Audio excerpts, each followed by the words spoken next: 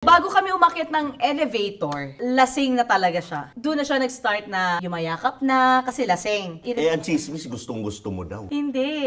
Pumalag ka ba? Umano ka ba sa kanya na wag, ganyan? Siyempre. Kasi public eye siya eh. Tsaka number 2, doon pala kinaklaro ko na hindi ko talaga siya gusto. Marami nagsabi may nakita daw sa amin sa elevator. Time na yon hindi lang ako at saka siya, kundi marami kami na nandun. So nung matutulog na ako kasi sobrang baksak Anong na oras na to? talaga. Mga alas 3, ganyan. Oo, mga ganon, around 3 na ng umaga. So, kanya-kanya na ng room. Tapos, etong gusto pumasok sa kwarto namin. Na yung driver niya, pinipigilan na siya na matulog na para makaalis sila bukas. Biglang gusto pumunta to sa room namin kasi gusto pang uminom. Inawat na ng kapatid ko. Naawat na yung kapatid ko, naipit yung kamay ni Jack. Enough na kasi si ate pagod na. Hindi, inimon pa tayo, ganyan-ganyan yung sinabi sa sister ko. So ano siya, yung pinepwersa ba niya yung pinto? Oo, pinepwersa niya talaga.